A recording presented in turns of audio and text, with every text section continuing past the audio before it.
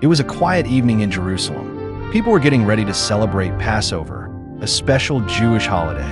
But for Jesus and his disciples, this night would be different. It would change everything. Jesus and his disciples gathered in a room to share a meal together. This was the Passover feast, a time to remember how God saved the Israelites from slavery in Egypt. But tonight, the meal had a new meaning. Jesus took some bread, broke it, and gave it to his disciples, saying, "This is my body, which is given for you. Do this to remember me." Then he took a cup of wine and said, "This is my blood, which is poured out for you. This is a new promise between God and his people."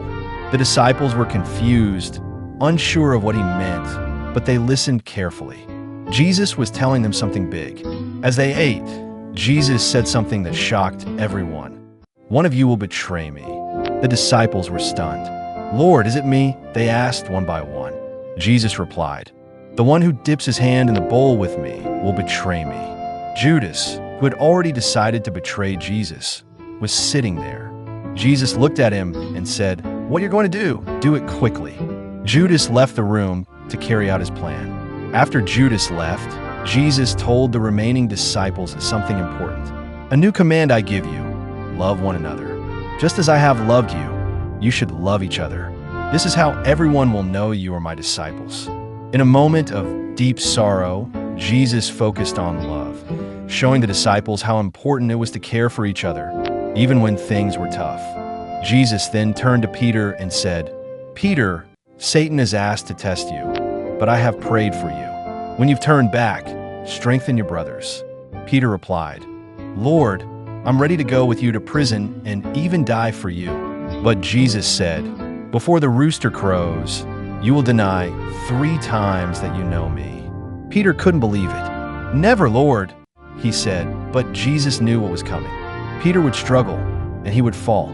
After the meal, Jesus took his disciples to a quiet garden called Gethsemane. He asked 3 of them, Peter, James, and John, to stay awake and pray while he went to pray alone. Jesus knew what was ahead, and he felt troubled and sad. He prayed, "Father, if you are willing, take this cup from me, but not my will, but yours be done." His heart was heavy, and he needed strength for the difficult days ahead. He came back to his disciples, but they were asleep. "Couldn't you keep watch with me for even 1 hour?" Jesus asked. Again, he prayed to God, asking if there was any other way, but still accepting that God's plan must be done. As Jesus was finishing praying, he came back to find his disciples still sleeping. "The time has come," he said. "The Son of Man is about to be betrayed into the hands of sinners."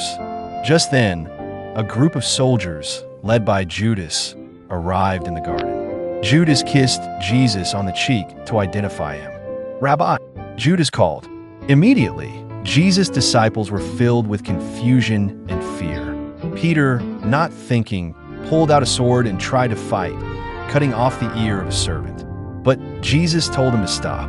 "Put your sword away," he said. "Do you think I cannot call on my Father to send more than 12 legions of angels to protect me?" Then Jesus turned to the crowd and said, "Am I leading a rebellion that you come with swords and clubs to capture me? Every day I sat in the temple teaching, and you didn't arrest me. But this is happening to fulfill what the prophets said." The disciples, afraid and confused, fled, leaving Jesus alone with his captors. Reflection. And so, Jesus was arrested.